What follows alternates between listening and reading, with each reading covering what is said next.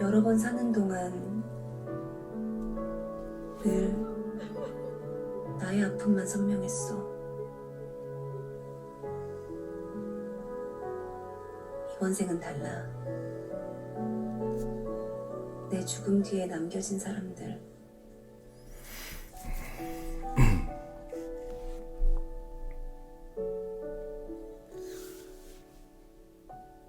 그들의 슬픔과 마주하게 되는 이상하고 신선한 19번째 내 인생.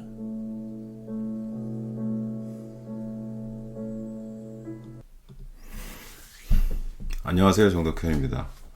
오늘 여러분들한테 소개시켜드릴 드라마는 이번 생도 잘 부탁해라는 드라마입니다.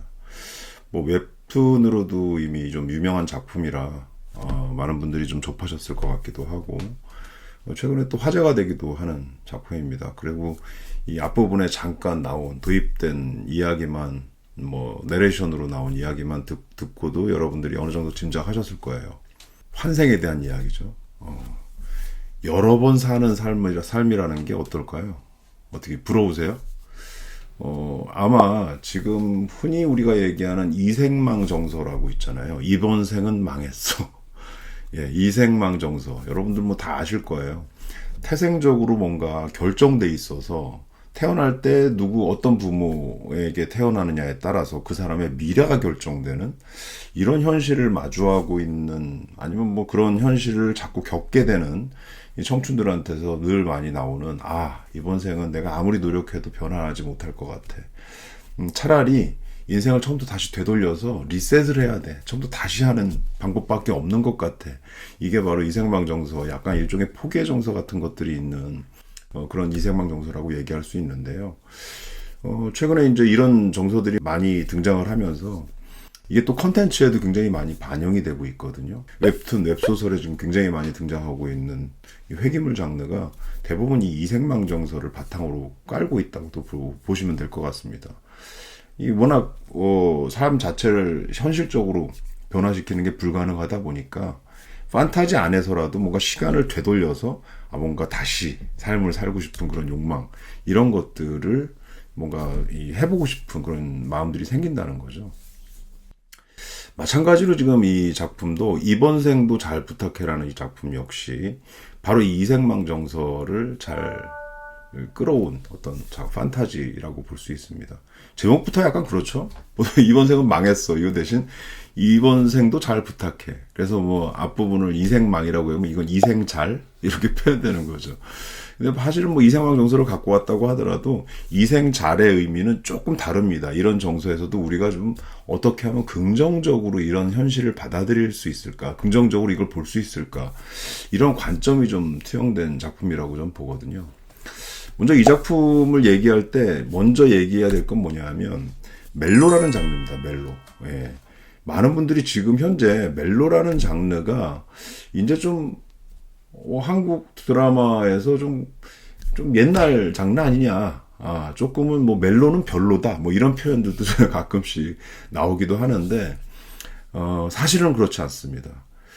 지금 외국에서 K 콘텐츠, 그 중에서 K 드라마 얘기할 때 많이 소비되고 있는 장르가 멜로 드라마입니다. 예, 한국 사람들이 멜로 장르를 굉장히 잘 그려요.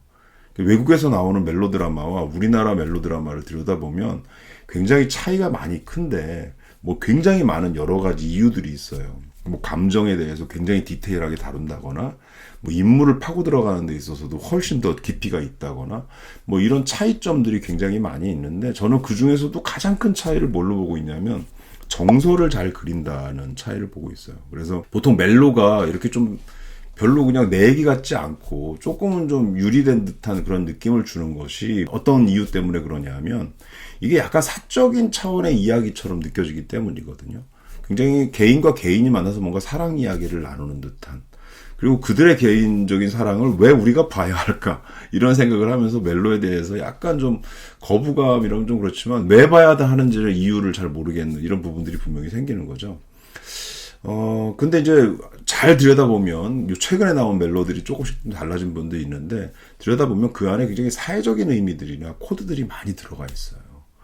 예, 이게 마찬가지로 지금 그 이번 생도 잘 부탁해, 이생잘, 이 드라마 역시 사회적 코드가 들어가 있다는 거죠. 아까 말씀드린 것처럼 이생망 정서가 사실은 사회적 코드예요.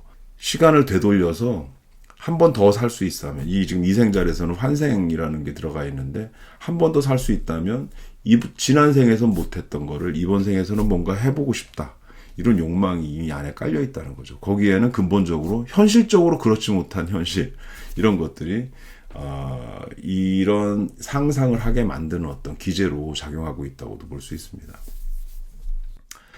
여기 보면 이생잘에는 이게 문제적 인물이 하나 등장하죠. 반지음이라는 인물입니다. 신혜선 씨가 지금 연기를 하는 그 캐릭터인데, 이 반지음이라는 인물이 인생 19회차예요. 예, 19번의 인생을 사는 거죠. 죽고 나면 다시 태어나고, 환생해서 다시 태어나고, 그 다음에 또 죽고 나면 또 태어나서 또 살아가는 이런 방식들인데, 대부분 뭐 환생이 있다고 하더라도 우리가 그 지금 사는 생을 처음으로 생각하는 이유는 딱 하나죠. 기억에 대한 부분입니다. 이걸 내가 기억하지 못한다. 전생을 기억하지 못한다. 그렇기 때문에 이번 생이 마지막인 것처럼 이게 사는 건데, 이 반지음이라는 인물은 전생을 다 기억하는 거예요. 그래서 자기가 지금 19번째 생을 살고 있다는 걸 정확하게 알고 있는 거죠. 이렇게 이미 한번 살았던 생을 갖고 있는 사람이라면 사실은 다음 생에서 누군가를 만날 때 어떤 욕망이 생기기가 쉽지가 않습니다.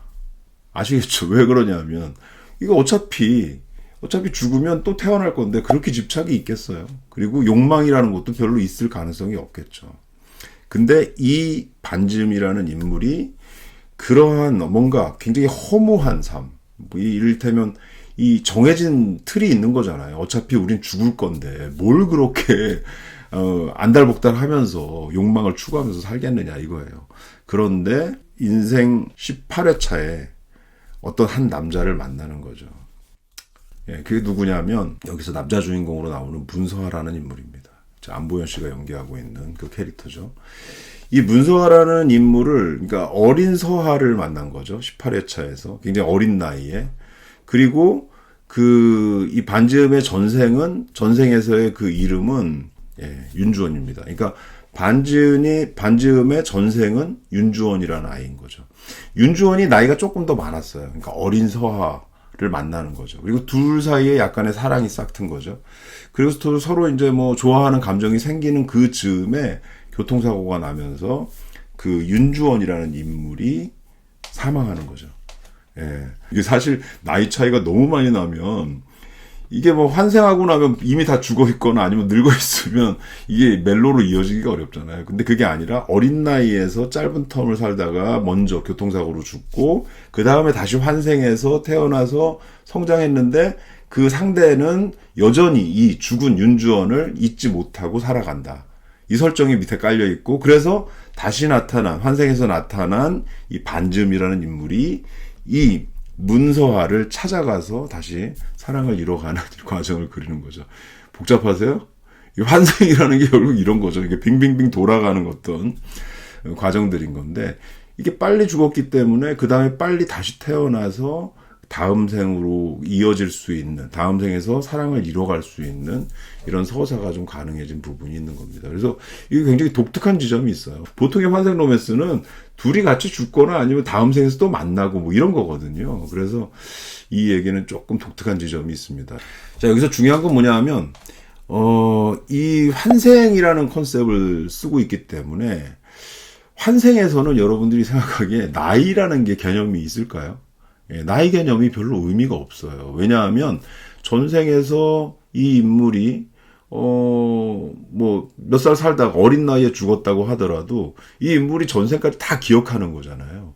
그렇기 때문에 실제 나이는 어때요? 경험치로 따지면 뭐 수백 년이 되는 거죠. 그렇기 때문에 우리가 아주 그 현세적으로 생각하는 나이라는 거는 별 의미가 없다고 봐야 되는 거죠.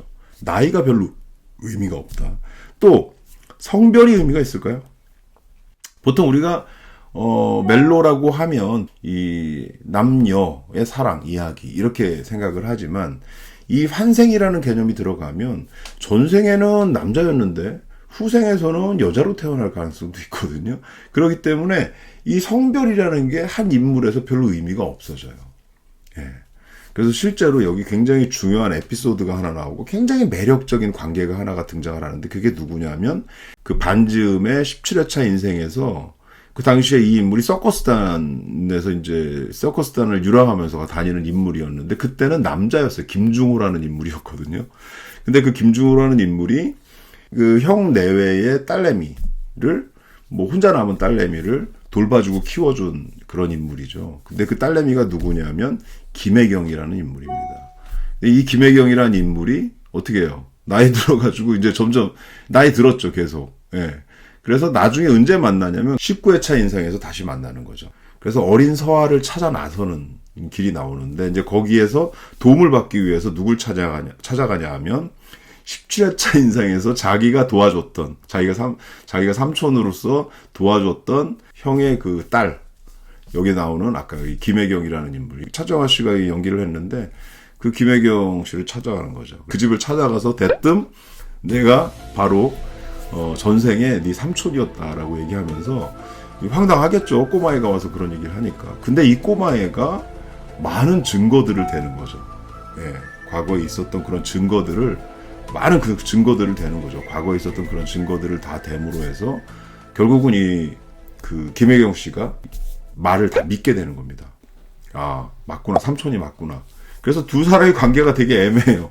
아주 나이 어린 친구한테 이 좀 나이 지긋한 아주머니 이 김혜경 씨가 거꾸로 삼촌 이렇게 부르면서 얘기하고 어린 나이지만 진짜 마치 진짜 삼촌처럼 이 애경 씨한테 그렇게 막 하대하는 얘기들이 막 나오거든요. 그래서 둘이 같이 지내는데 이제 그런 독특한 관계가 형성이 됩니다. 여기서는 남녀 관계도 바뀌어 있고 그 다음에 그 나이 차에 대한 부분들도 완전히 뒤집어져 있잖아요.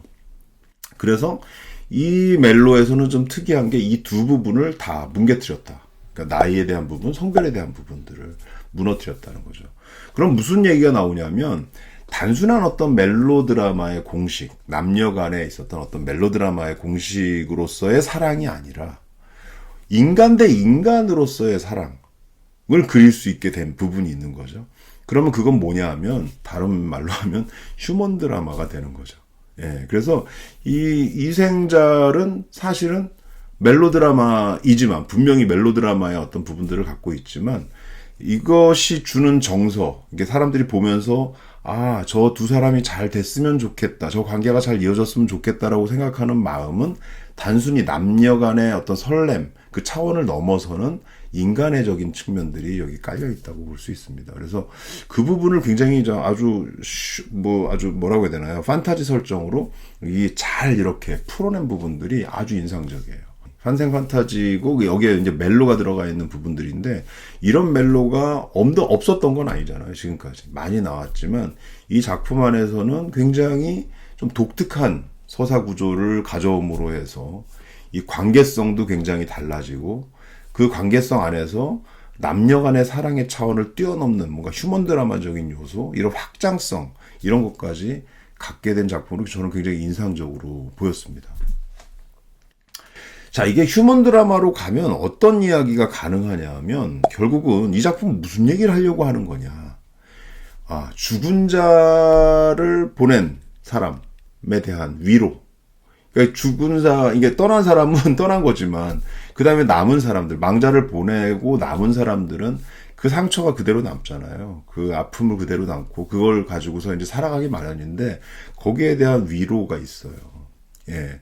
아까 잠깐 시작하는 그 지점에서 그 신혜선 씨 목소리로 이번 생에 대한 설명을 살짝 한 부분이 있는데 지금까지 자기가 그렇게 오래 살아왔던 생들은 대부분 다 뭐냐면 자기중심적으로 내가 너무 힘들었다.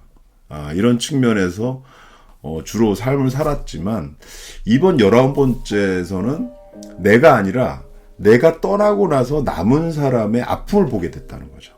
예, 이 부분이 굉장히 중요합니다. 그래서 여기서는 이 인물이 저 남은 사람을 위로하고 싶은 욕망 같은 것들이 이제 또 들어가게 되는 겁니다. 그래서 이 부분은 굉장히 우리가 그냥 일상적으로 누굴 떠나보내거나 누가 뭐 돌아가시거나 했을 때, 뭐 요즘은 반려견들도 많이 키우고 하시는데, 이제 그 반려동물이 뭐 죽었거나, 뭐 생을 마감했거나 했을 때, 거기에 대한 어떤 그 위로, 이런 것들이 의식이 이 안에 깔려 있다고 볼 수 있어요. 떠났지만, 떠난 게 아니다. 또 계속, 앞으로 생은 계속 이어진다. 그게 끝이 아니라 이어진다. 이런 얘기들을 이 안에 좀 담고 있다는 거죠. 또 한 가지는 뭐가 있냐면, 반즈음이라는 인물이 아까도 제가 설명드렸지만, 이렇게 식구애착하지 살았다면, 도대체 삶의 의미가 있을까요? 왜 어차피 죽어도 그 다음 생에 또 태어날 텐데 뭘 그렇게 우리가 의미를 갖고 이 삶의 생에 대해서 의미를 갖고 살 수가 있겠어요. 예. 그런데 여기서 반즈음이라는 인물은 그 문서하라는 인물이 갖고 있는 그 상처를 위로해주고 그 앞에 다가가기 위해서 노력하면서 삶의 의미를 찾게 되죠. 예.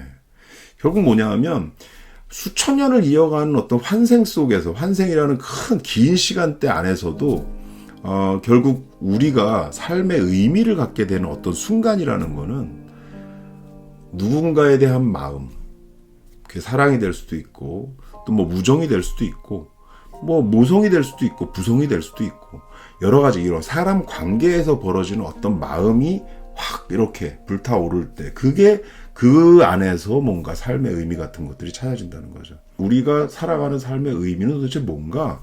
이런 질문을 던지는 드라마라는 측면에서 흔히 뭐 약간 멜로드라마 하면 약간 통속적인 느낌들을 많이 갖게 되는데, 그런 차원에서 훨씬 좀 이렇게 확 뛰어넘은 그런 작품이 아닌가, 그런 멜로가 아닌가라는 생각을 좀 하게 만들었습니다. 그리고 마지막으로 얘기하면 다시 원래 처음 얘기로 돌아가서 이생망 정서에 깔려있는 어떤 정해진 미래라는 거, 이 지점이 만드는 삶은 굉장히 허무해지는 거거든요. 근데 이 허무함 속에서 지금 현재 우리가 이생망 얘기할 때는 이 포기의 정서를 약간 유머 코드로 이렇게 돌려가면서 얘기하는 건데, 그 안에는 기본적으로 좀 뭔가 마음이 좋지는 않을 거예요. 이생망이란 얘기를 할 때. 예, 근데 이 작품에서는 이번 생도 잘 부탁해, 뭐 부탁한다 라는 의미에서의 뭔가 긍정적인 이 시각 전환. 그러니까 어쨌든 정해진 현실인 것처럼 보이지만 그 안에서도 우리가 어떻게 뭔가 삶의 의미나 가치나 이런 것들을 찾아낼 수 있을까라고 질문을 던지는 드라마라고 볼 수 있거든요. 흔히들 이제 이생망이라는 것이 왜 나오냐면 현실적인 이유 때문에 나오는 겁니다. 현실적인 이유. 예, 부모가 잘 사냐 못 사냐, 나는 어느 집안에서 태어났는가, 이런 것들이 미래의 나의 현실을 그대로 만든다. 이 정서 안에서 이생망 정서가 나오는 건데, 여기서는 그것이 삶의 가치로서는 별로 중요하지는 않다. 물론 중요하겠죠, 현실적인 거는. 근데 그것만이 아니다. 그거보다 훨씬 더 중요한 것은 이 사람 간의 어떤 관계에서 만들어지는 어떤 가치들, 이런 것들이 있다는 거. 이제 그 부분을 이 작품이 좀 드러내준다는 측면에서 제가 굉장히 주목해서 보는 작품입니다.